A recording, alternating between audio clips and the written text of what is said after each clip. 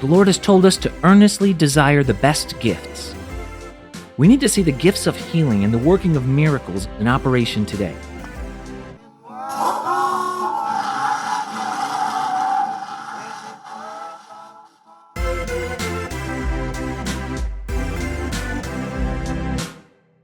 Smith Wigglesworth was a faith-filled man of God whose sermons have set fire in the hearts of so many as they pursue the supernatural Christian life. We hear all these stories about these Smith Wigglesworth meetings, and we hear the testimonies, and we wonder, how can I ever get there? Here, Smith Wigglesworth tells a little bit about how God brought him to the place where he could see these things happen. We need to wake up and do everything we can to believe God. Before God could bring me to this place, He had to break me 1,000 times. I've wept. I've groaned. I've travailed so many nights until God broke me.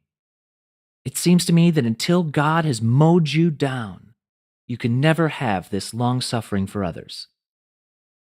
We can never have the gifts of healing and the working of miracles in operation unless we stand in the divine power that God gives us and stand believing God. And having done all, we still stand believing. It seems to me that until God has mowed you down, you can never get to this place. How much do you want it? How much does your heart burn to see these things, to see God's power through you, to see the sick set free, to see people be healed? Well, there might be some breaking. But that breaking is God breaking up the ground so that He can sow better seeds that'll grow in a better soil. This is a preparation that all of these heroes of the faith speak of, and it's not the fun part. It's not the testimony part. But if you ever wondered why Paul will always mention all these terrible things that happened to him, but he gives glory to God, it's the breaking. It's the trials. How are you going to know that you can get through trials if you don't get through trials? How are you going to see God's hand of deliverance if you're not in a place where the only one who could possibly help you is Him? Do you have that high calling in Him? Is He going to do things through you that you could only dream of, that you couldn't even imagine? And you might have some breaking. You might have a lot of it. But hey, it's worth it all. It's worth it all. It's worth every moment. It's worth every pain. It's worth every tear. It's worth every prayer. It's worth every hour seeking Him. It's worth every page of the Bible that you read. Think about what it's worth to God.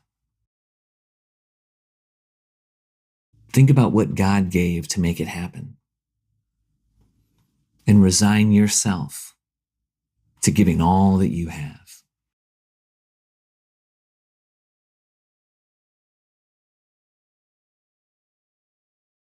If anything gets in the way of the most important thing in your life, then what's the most important thing?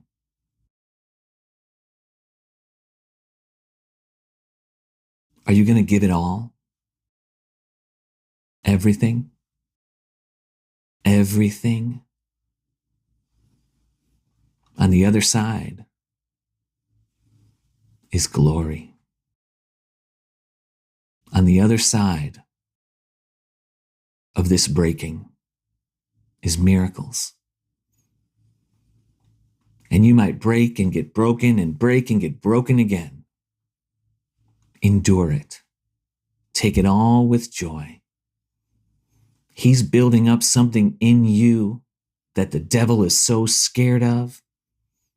He wants you praying that it doesn't happen.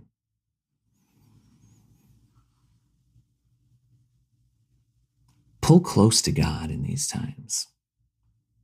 Don't shrink back. Don't let go. Your destiny with God awaits you. Get the job done. Lord, give Smith a big old hug for me.